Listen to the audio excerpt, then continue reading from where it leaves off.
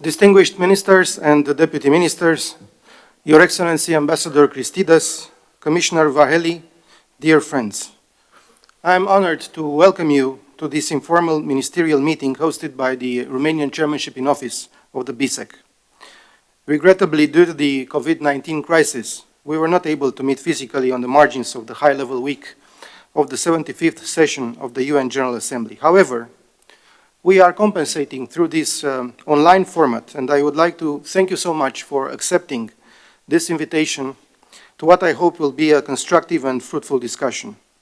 And I would like also to thank you for accepting the theme of this informal ministerial meeting, which is focusing on enhancing our cooperation post-COVID-19, the need of innovative priorities of action to be addressed in the framework of the BISEC organization. As far as the agenda of the meeting goes, I would first hold my opening remarks, briefing you on the Chairmanship in Office activities and some of our perspectives related to the efficient cooperation within the organization. I will afterwards invite you all for an informal exchange of views on the announced theme, and I will first ask Secretary General Christides to present his remarks. I'm using this opportunity to extend a special welcome to Commissioner Vaheli. Given the relevance of today's topic, as well as EU's stated commitment to the Black Sea regional cooperation, your participation is greatly appreciated. As I have mentioned, we are not meeting in usual conditions.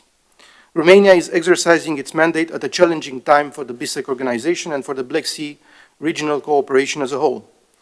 A moment when we have to deal with the consequences of the COVID-19 pandemic and with the need to focus on economic recovery and ensure resilience of our societies. Thus, today's meeting aims at giving us the opportunity of an informal exchange of views on the appropriate measures within BISEC in order to respond adequately to the economic impact of the pandemic in our region and to meet this demanding challenge in a spirit of solidarity and enhanced cohesion. But first, as I have announced, I will shortly brief you on the main activities of the Romanian chairmanship for the first semester of 2020. Distinguished colleagues, during the past month we had to work in unprecedented circumstances, facing a major health pandemic with numerous implications, which affected both the content and the form of our chairmanship. It has been a huge adjustment for all of us, but we have managed to adapt both our agenda and working methods to the demands of the crisis, and I am grateful for the close and positive cooperation we had with all member states and with Ambassador Christides under these very difficult circumstances. There are three main elements I would like to point out regarding the activities of the Romanian chairmanship during the first semester. First, the priority of our mandate from the very beginning was solving the urgent pending issue BISEC was facing, namely the rotation of the chairmanships in office of BISEC. And I am pleased to say that through an inclusive and constructive approach, we managed to facilitate a consensual solution that is realistic, sustainable, and functional for the next three chairmanships starting from January 2021. In order to reach this agreement, Romania acted constructively and responsibly by accepting an exceptional extension of our mandate in order to fill in the second semester of 2020, so as not to see the BISEC's activity entirely blocked. And I am glad that this compromise solution has been well received and endorsed by all member states. Second, our activity has continued on the sectoral dimensions of our cooperation, despite the absence of physical meetings. In light of the pandemic, the Romanian chairmanship prioritized on its current agenda the coronavirus-related initiatives and high-level events covering key economic areas, transport and tourism, that have been the most affected by this unprecedented crisis. This gave the opportunity for experts from member states to have effective and meaningful debates, as well as to consider actions in the BISEC framework that could be helpful for a gradual recovery of tourism and transport activities in the region through coordinated action. Also, a range of BISEC bodies like the International Center for Black Sea Studies and the Business Council have engaged with experts and hosted online events designed to support member states respond to the current crisis and its consequences. Third, I have the pleasure to inform you that the draft text of the biannual UN BISEC cooperation resolution will be discussed at the informal consultations in New York under the guidance of the Romanian chairmanship. Thus, I would like to appeal to the member states to have a constructive and flexible approach so that we can adopt the resolution during the 75th session of the General Assembly, hopefully sponsored by all member states of our organization. Your Excellencies and dear colleagues, turning to the theme of discussions today, a lot of uncertainty still persists regarding the impact of the pandemic on our economies because of the largely unpredictable way in which the coronavirus outbreak evolves. However, the macroeconomic data and the most recent forecasts from the World Bank and the IMF suggest that we all are facing economic hardship, which might lead to a negative GDP growth this year. In this context, I believe that further development of connectivity, which is one of our priorities as chairmanship in office, should be central to our country's policies in these times, with special focus on transport and digital infrastructures. On a positive note, general awareness of the need to coordinate, to exchange good practices, to help each other to reach a quicker economic recovery is greater than ever. There can be no doubt we cannot overcome the implications of a pandemic of this speed and this scale without solidarity, enhanced cohesion, and constructive action. Nobody will get through this crisis on their own. I would like to emphasize here EU solidarity towards its neighboring partners, confirmed timely and substantially at this difficult moment of crisis, as yet another proof of the strong European commitment towards our region as a whole.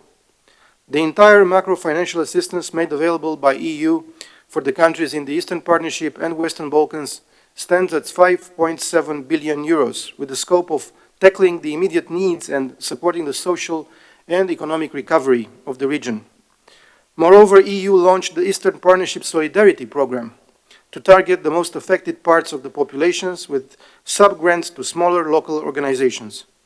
And I am pleased to say that Romania was able to react fast and provide considerable bilateral aid to the citizens of the Republic of Moldova, worth of 3.5 million euros, by sending medical personnel and donations of medical materials.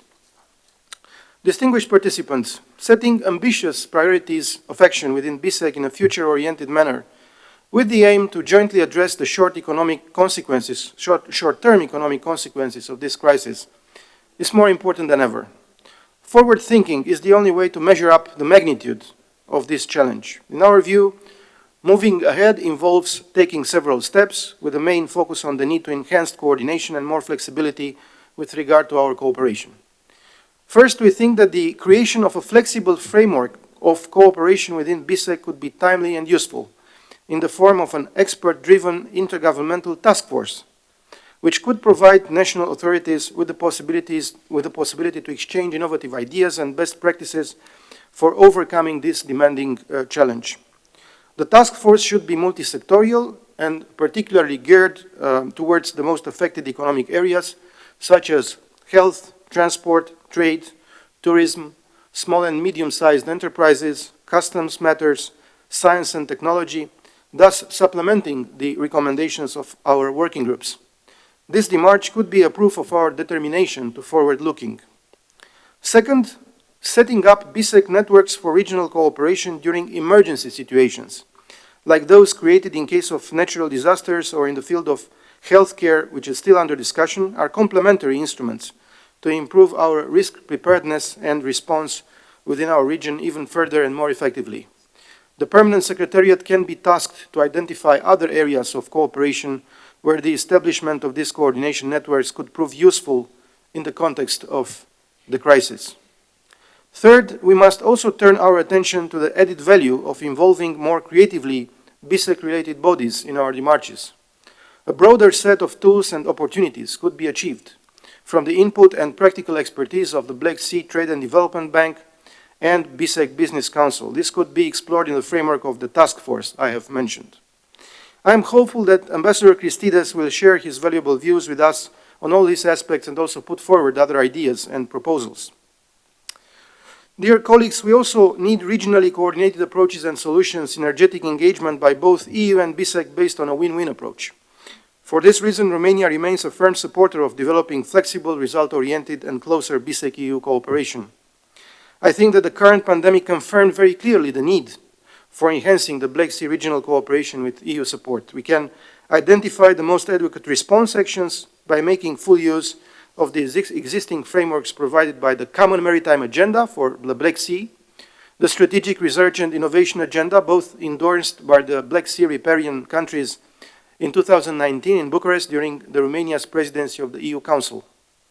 The pandemic has not diminished the importance of these documents. On the contrary, their goals and recommendations are extremely relevant to the challenges we face today.